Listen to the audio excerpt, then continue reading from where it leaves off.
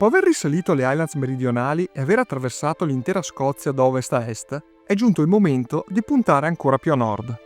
Il John O'Groats Trail è un trekking lungo 235 km da percorrere in 12 giorni, che si snoda attraverso le scogliere nord-orientali della Scozia, collegando Inverness al punto più a nord della terraferma britannica.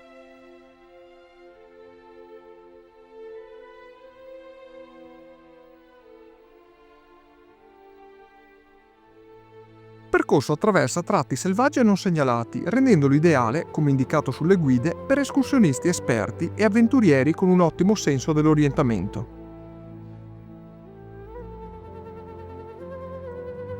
Questo sentiero offre un mix unico di paesaggi costieri spettacolari, con scogliere frastagliate, spiagge isolate e antichi villaggi di pescatori.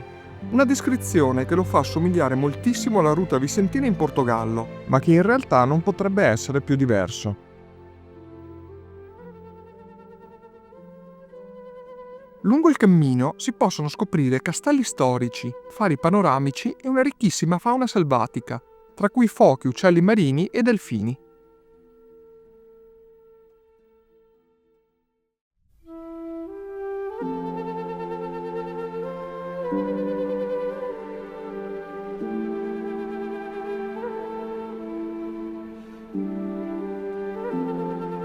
Come potete vedere, le prime tappe offrono un paesaggio completamente diverso rispetto alle Highlands, con ondulati campi di grano che si alternano a baie salmastre.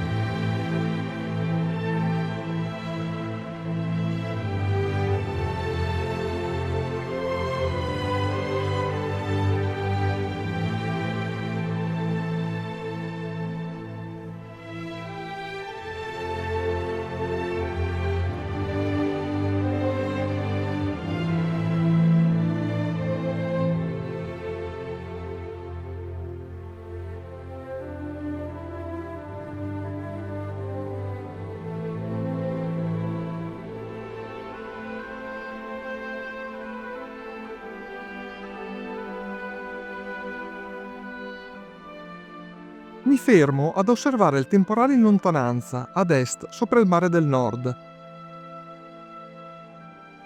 Lo vedo avanzare, consapevole che mi raggiungerà nel giro di pochi minuti. Dopo tanti mesi all'aria aperta, percepire i fenomeni naturali è diventato più semplice e immediato. Riesco a interpretare i segnali del vento per capire se la pioggia mi investirà o mi passerà accanto, e posso stimare il tempo che mi rimane per piantare la tenda prima che l'acquazzone mi colga.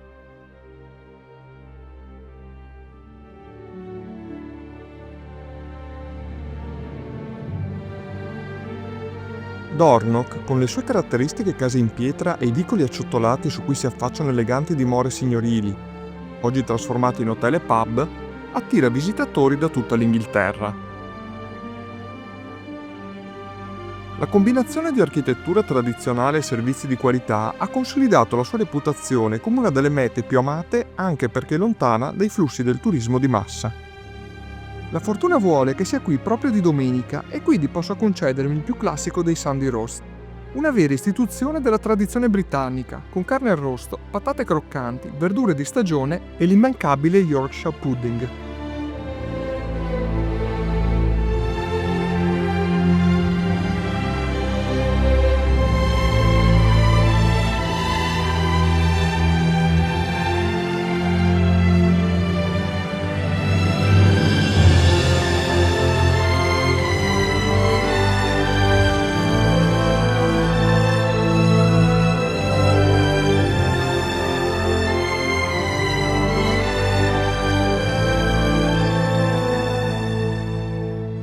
Qualcosa che non mi aspettavo di trovare qui in Scozia sono spiagge belle come questa di Dornoch. Una spiaggia di sabbia bianca e fine che si estende verso il mare, incorniciata da un paesaggio mozzafiato.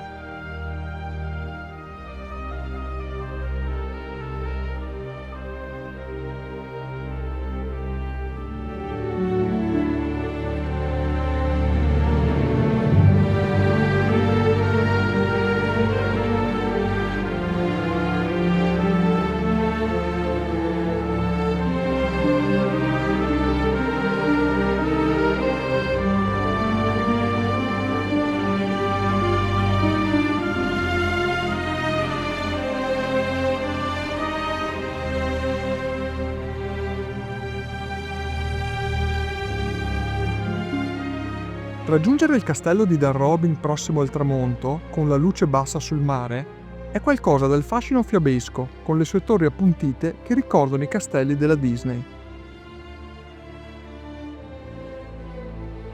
Costruito nel XIII secolo ma trasformato nel XIX in una raffinata dimora vittoriana, ha ben 189 stanze ed è circondato da splendidi giardini affacciati sul mare del nord, rendendolo uno dei castelli più grandi e meglio conservati di Scozia.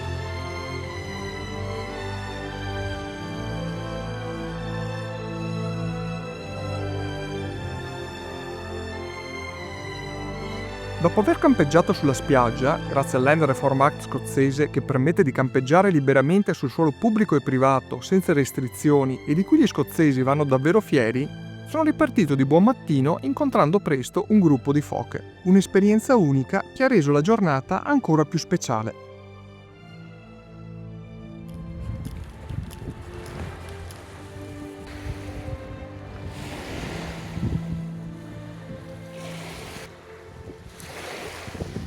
Buongiorno.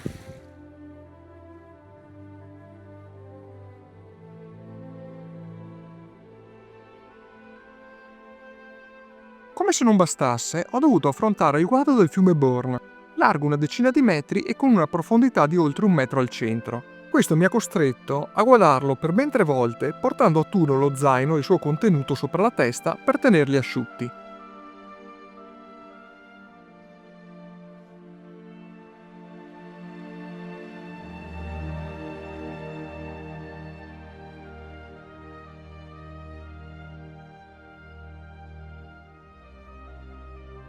Dopo questi primi giorni, il John O'Groats si sta rivelando in tutta la sua bellezza. Terminate le lunghe spiagge, il percorso mi ha portato verso le scogliere, imponenti pareti alte tra i 60 e gli 80 metri che mi hanno regalato panorami davvero epici.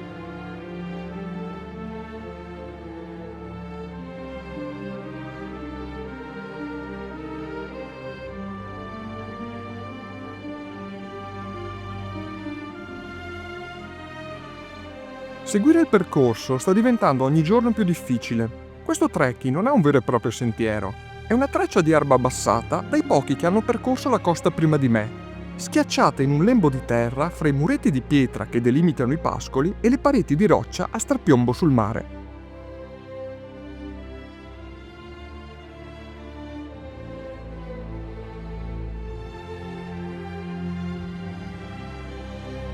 Sabbia, erba alta e continui saliscendi impattano pesantemente sulla media oraria, che si attesta intorno ai 2 km all'ora. Sembra pochissimo, ma è difficile procedere più velocemente in queste condizioni.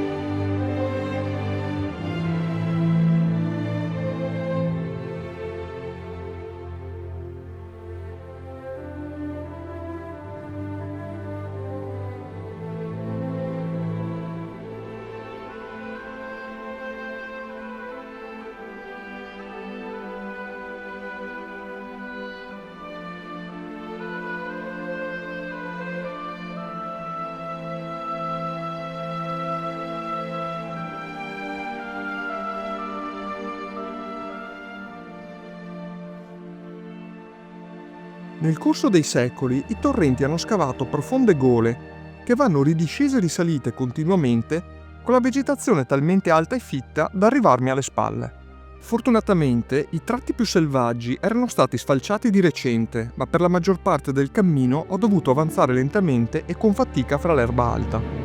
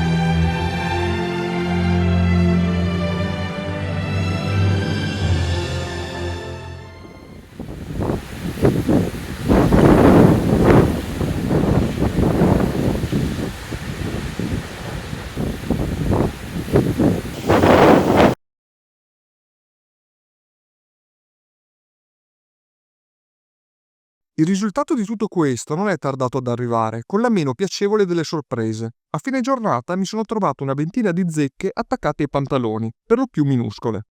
Dopo aver montato la tenda, mi sono accorto che 3 zecche si erano attaccate alle mie gambe. Fortunatamente sono vaccinato per la TBE, ma rimane il rischio della malattia di Lyme. Ho chiesto aiuto a una persona gentile che avevo incontrato poco prima e bussando alla sua porta ho trovato non solo soccorso, ma anche grande ospitalità. Alison mi ha rimosso le zecche con una pinzetta e poi abbiamo cenato insieme con Brendan che mi ha raccontato di come la sua passione per la fotografia l'abbia portato in questo luogo che sembra uscito dal racconto di Herman Melville.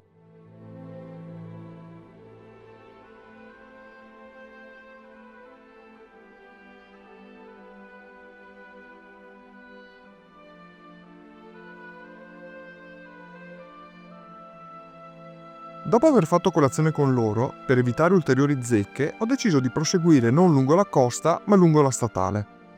Dopo circa 3 ore sono arrivato alle scale di Weligo, 356 gradini che scendono per 75 metri lungo una ripidissima scogliera, seguendo un percorso a zigzag.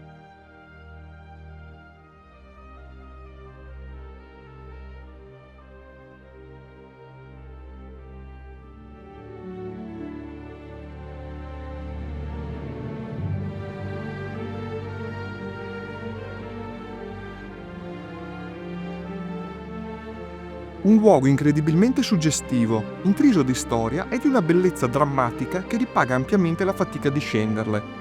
Alla sua base, infatti, si trova un porticciolo ormai abbandonato, utilizzato nel tempo per la pesca di sgombri e merluzzi, che poi venivano portati con delle gerle non solo fino alla sommità, ma fino al mercato di Wick, la mia prossima meta, a ben 12 km di distanza.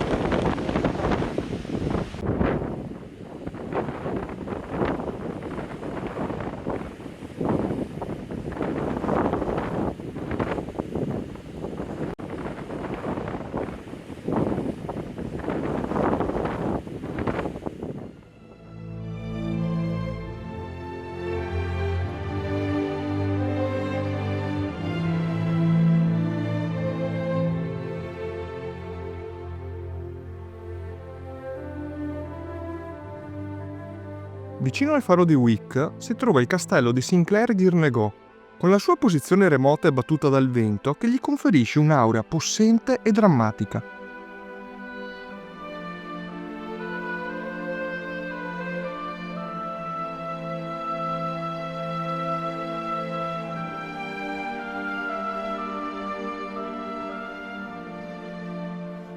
Costruito tra il XV e il XVII secolo, che offre uno dei più spettacolari esempi di architettura fortificata medievale in Scozia.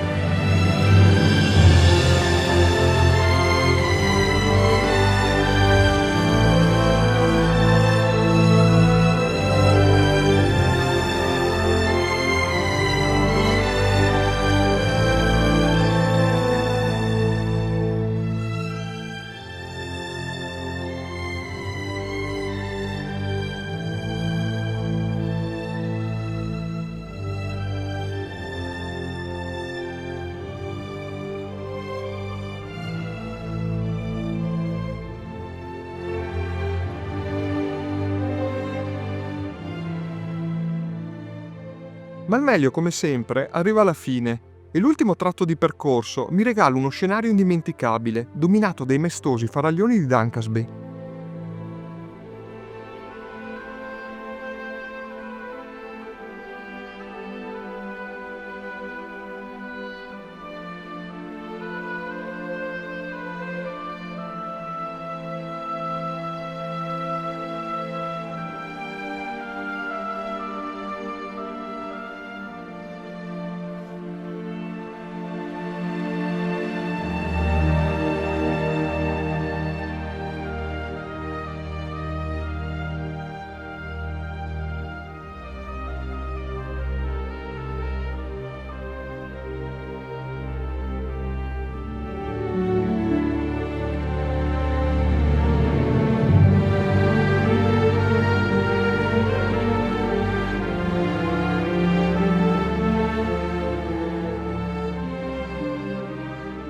Ho scelto volutamente di rallentare il mio passo per assaporare ogni metro del paesaggio fino al faro, dove lo stretto di Pentland separa la Scozia dalle Orcadi.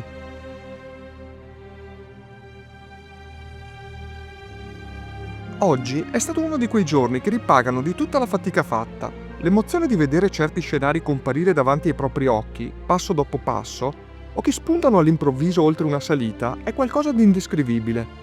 Ha un sapore completamente diverso rispetto ad arrivarci comodamente in macchina o con un viaggio organizzato. Ogni panorama, ogni dettaglio sembra più intenso, più vivo, come se fosse la giusta ricompensa per lo sforzo e la determinazione necessari per spingersi così lontano. E decido in effetti di premiarvi con qualcosa di speciale. Un'uscita in barca per ammirare dal mare questi imponenti giganti di pietra, l'incredibile fauna marina che li circonda.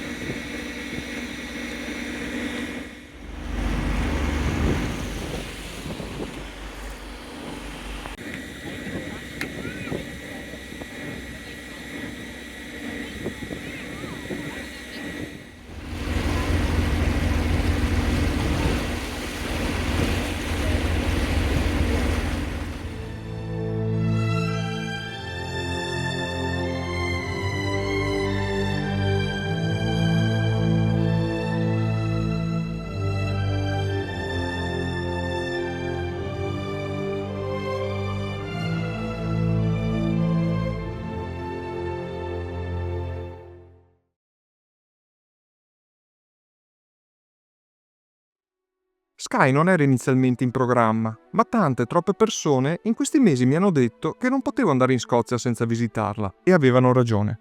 Anche semplicemente raggiungere il punto di partenza di questo trekking non è semplice. Bisogna raggiungere una sperduta cabina telefonica in un luogo remoto nel nord dell'isola.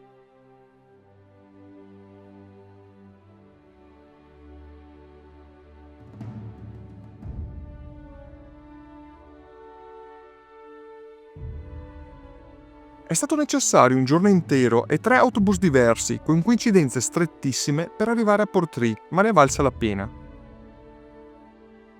Sono pronto a esplorare quest'isola, che già promette di essere uno di quei luoghi magici, difficili da descrivere a parole.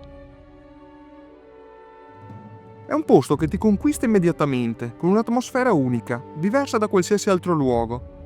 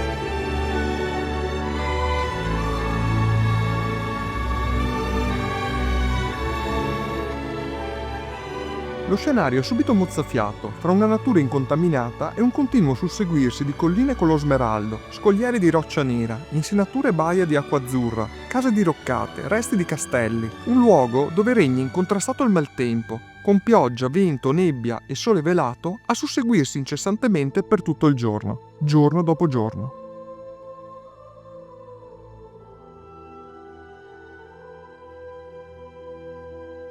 Le guide di trekking scozzesi includono, oltre alla classica indicazione della difficoltà, un parametro unico, il livello di fangosità. Qui sull'isola di Skye questo indice raggiunge il massimo e in effetti su quest'isola l'acqua sgorga ovunque. Ad ogni passo c'è un ruscello, una torbiera, rocce che trasudano acqua. Rimanere asciutti è impossibile.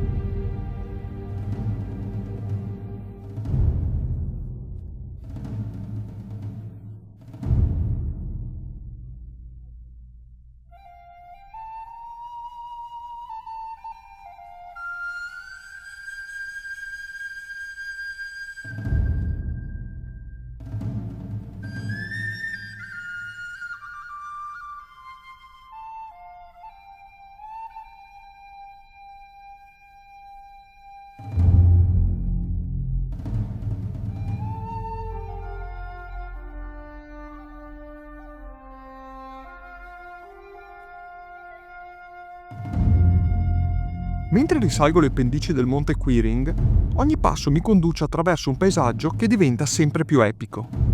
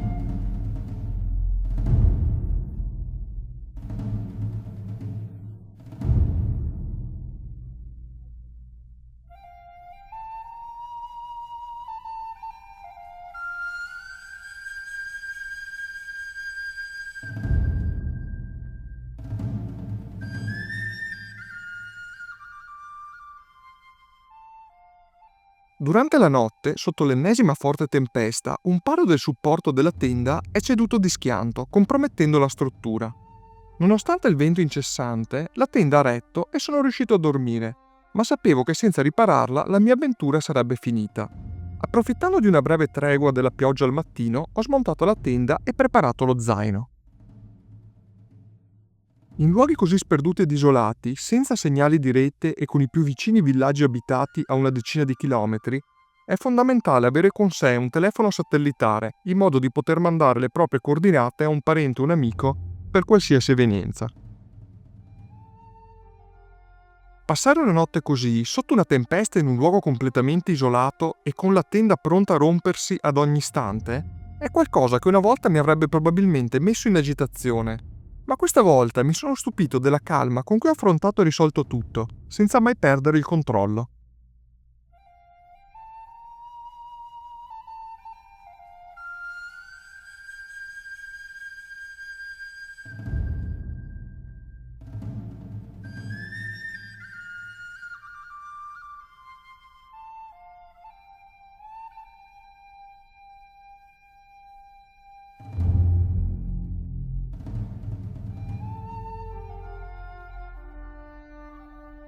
Questa nota davvero complicata è stata ampiamente ripagata dai paesaggi e da The Store, la formazione rocciosa simbolo di Skye.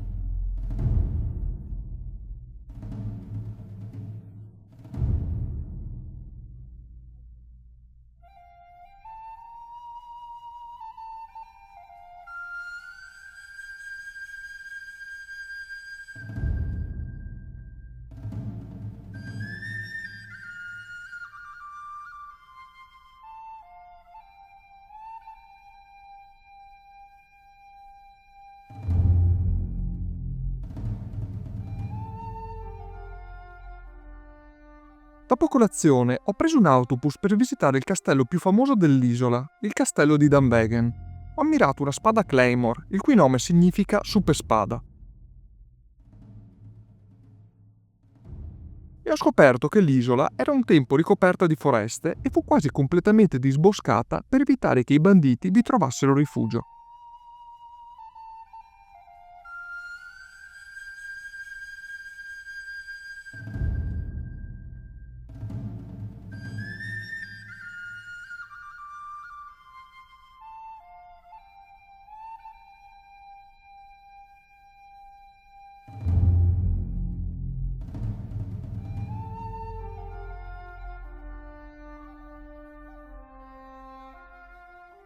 Il giorno dopo ho visitato le cascate di Fairy Pools. 2 giorni senza zaino e con docce calde alla sera era davvero quello che mi serviva per recuperare un po' di energie.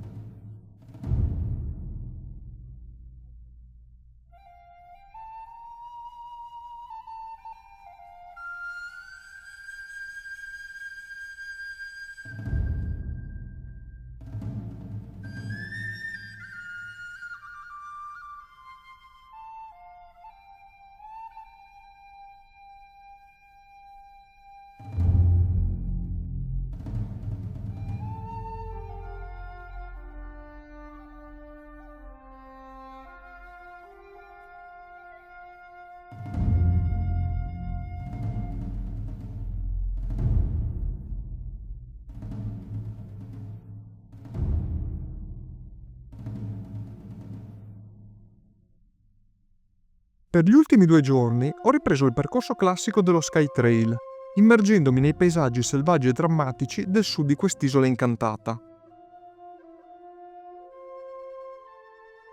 Ogni passo mi ha rivelato la potenza primordiale di Skye, un luogo dove la natura regna sovrana e la magia sembra intrecciarsi con ogni dettaglio del panorama.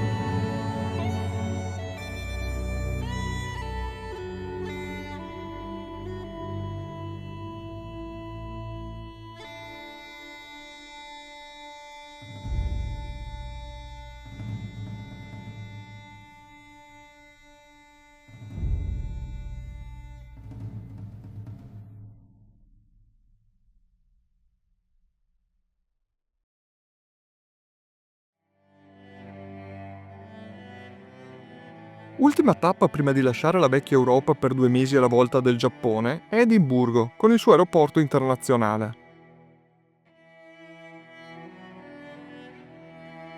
Mi sentivo in colpa per aver trascorso 5 settimane in Scozia senza mai mettere piedi in una distilleria, ma ho rimediato visitando quella di Holyrood.